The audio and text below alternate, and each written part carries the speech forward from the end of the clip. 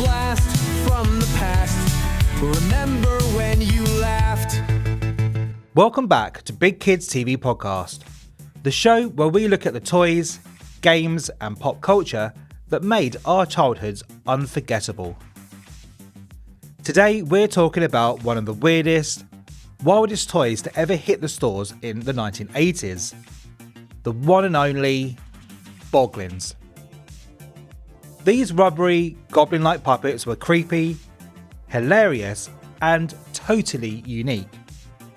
Whether you had one as a child or are just hearing about them now, we're looking into what made Boglins such a cult classic. So, crack open that old toy crate and get ready, because these little monsters have a story to tell.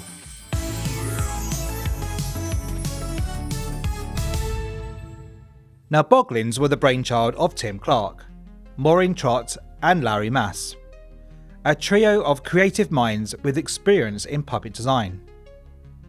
Clarke in particular had worked on projects like The Dark Crystal and Fraggle Rock, which explains why Boglins has such a strong Jim Henderson look about them. Produced by Mattel and first released in 1987, Boglins were marketed as a hand puppet with a unique twist. Unlike traditional puppets, which typically had limited facial movements, Boglins had rubbery, highly flexible features that allowed for a range of expressions.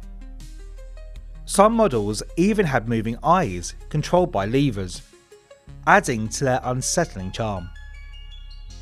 The original lineup included three main Boglins: Dwark, Flob and Drool, each with its own distinct personality. Later, the line did expand to include mini Boglins, glow-in-the-dark versions, and even aquatic-themed Boglins that changed colour in water. What set Boglins apart from other toys of the 1980s was their combination of grotesque design and interactive play. They weren't just action figures to be posed or dolls to be dressed up. They were living, breathing, well, almost, creatures that kids could manipulate to create their own mischievous stories.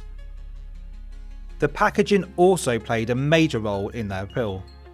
Boglins came in a cardboard cage with wooden bar detailing and a plastic window, making it seem as though they had been captured. The box even included fake escape instructions, reinforcing the idea that these creatures were meant to be free and tamed by their owners. Boglins rode the wave of 1980s monster mania, joining the ranks of gremlins, ghoulies and critters. Kids at the time were fascinated by weird, creepy and slightly gross creatures, and Boglins fit that mould perfectly. Now, despite their initial success, Boglins faded away from store shelves by the early 1990s as toy trends shifted towards action figures, video games and high-tech gadgets. Mattel eventually discontinued the line, and for years, Boglins were largely forgotten, except by die-hard fans and collectors. However, the 2010s saw a major resurgence in 1980s toy nostalgia, leading to renewed interest in Boglins. Collectors searched eBay and second-hand shops for original models, sometimes paying hundreds of dollars and pounds for rare variants. Sensing an opportunity, Tim Clarke relaunched Boglins through crowdfunding campaigns and later partnered with retailers to release their new editions of the classic creatures. These modern Boglins retained the same puppet-like charm but featured updated sculpts and materials. Even decades after their debut, Boglins remain a beloved artifact of 1980s pop culture.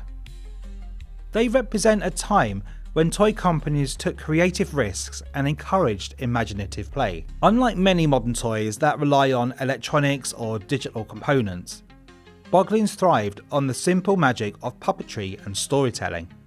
For those who grew up with them, Boglins are more than just a toy.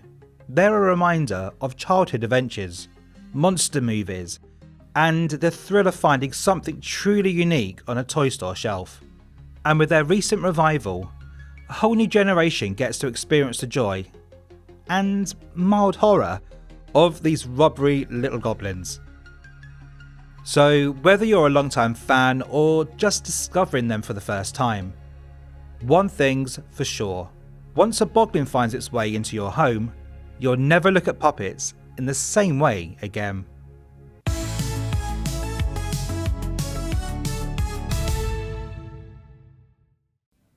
That's a wrap on today's episode of Big Kids TV Podcast. Whether you were a Boglin superfan or just loved discovering the oddities of 80s toys, we hope you had just as much fun as we did. If you've got a favourite Boglin memory, or maybe even one still sitting on your shelf, let us know on our social media. Don't forget to subscribe, leave a review, and join us next time as we uncover more blasts from the past. Until then, keep playing, keep collecting, and keep being a big kid at heart. Big Kids TV Podcast, bringing back the blast from the past. Remember